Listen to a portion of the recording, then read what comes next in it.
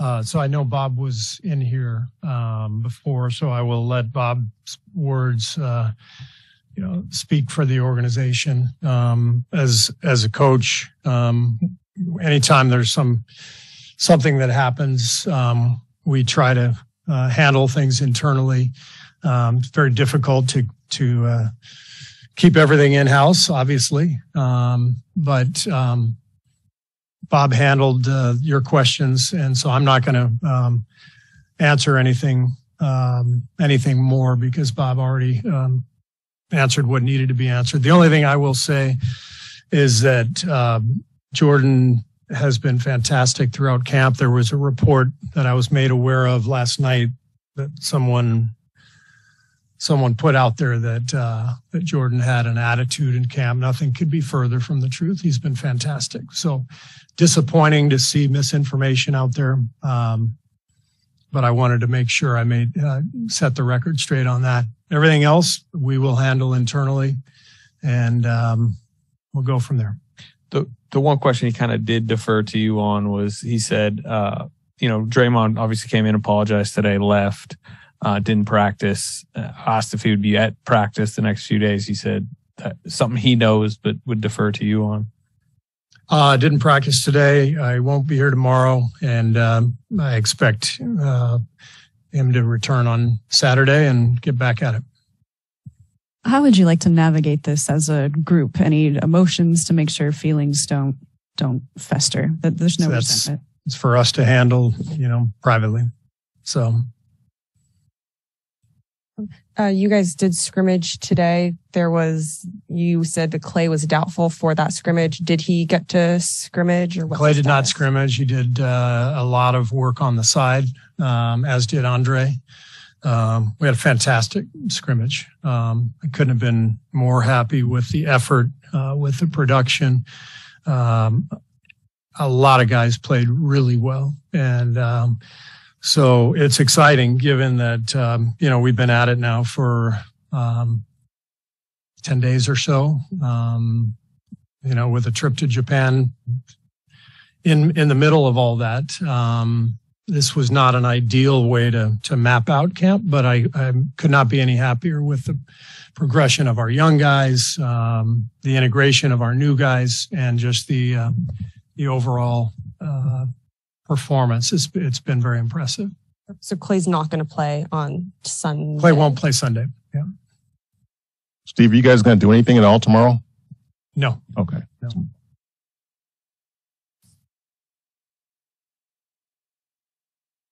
I know this is related to that, but I mean, from your personal point of view, and I asked Bob the same question, is, because you guys have been through a few things with Draymond in the past, how would you articulate your level of, disappointment to see this happen at this time? Again, Bob covered all that. Everything from my position as a coach is that, it's my job to handle things internally with the team. And so there's lots of communication that happens. And we do our job to keep the team moving forward. Steve, what do you see from Steph's leadership example currently, and just as the veteran on this team? I think Steph over the last couple of years has really grown as a leader because he's had to, because our team has changed so much. In a very short period of time, we went from being an older team to a super young team. And as Steph observed all of that, he knew he had to take a more active role in the leadership of the team. And, to me, this is Steph's team now. He's always sort of, shared in the responsibility of everything with a whole bunch of veteran players, including veteran reserves. We've had really important leaders on this team in guys like David West and Zaza, Sean Livingston, Andre. It's always been sort of a group effort. But Steph is at the point in his career now, and we have a team that is so young that it's clearly Steph is has just blossomed into this amazing leader. And obviously, this question starts with what happened yesterday, and you don't want to talk about specifically, but it is meant more generally too. You'd certainly have all these young guys, very young guys, and you have the veterans who've been through so many campaigns together. There's going to be a natural generational thing, but do you have to balance that as a coach? You have first team, second team. It literally is the veterans and a lot of the young guys. And is that good, or is that some point a little dangerous? I think what makes coaching fun is that every season presents a unique set of circumstances based on the roster, based on where the team is. And we're just in a really interesting position. You just rarely see this, where a team can not only compete for a championship, but actually win one like we did a year ago, and have all these young players who represent the future. So it's incredibly unique. For us, I think I look at it as a huge blessing. And it's my job as a coach, and it's our veteran players' jobs as leaders, to make sure that, blending of the two eras, happens in a really productive way. And that means a combination of mentoring and sacrificing, and those are all the things that are going to allow us to be successful.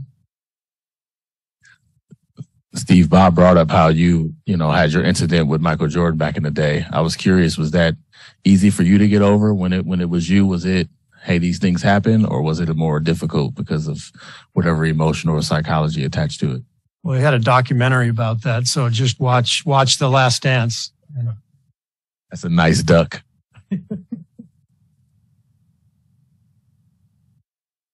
Bob talked about the vibe being fantastic this season. Would you back that up? And within that context, does any of that change over the last few days?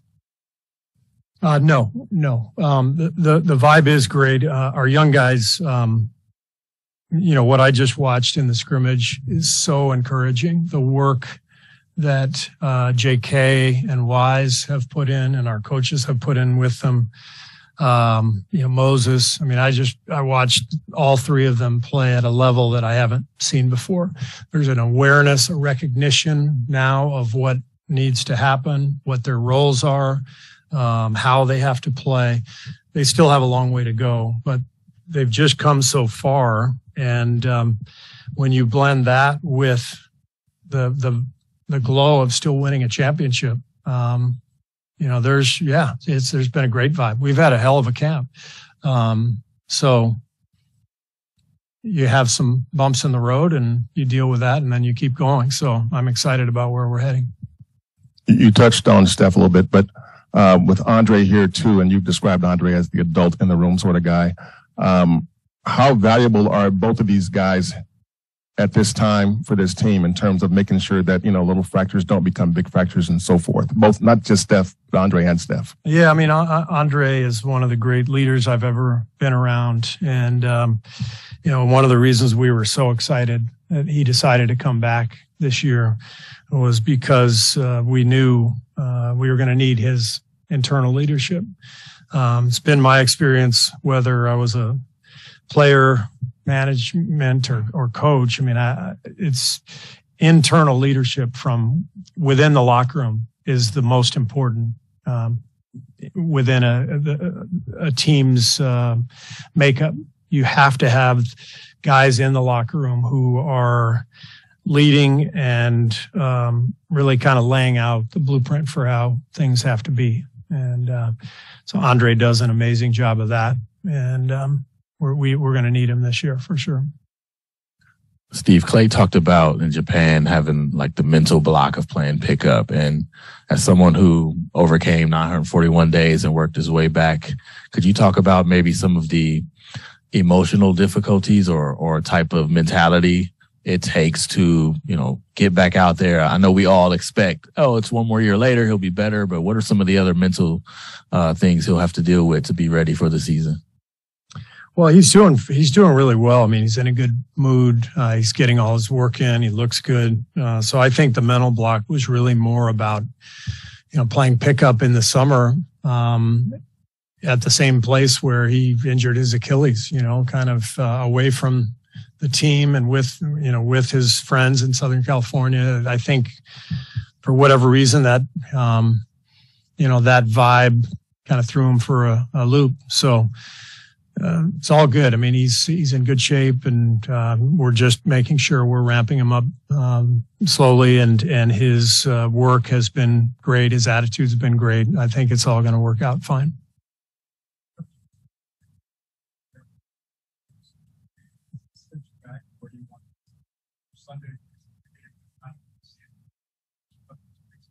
Does what set us back?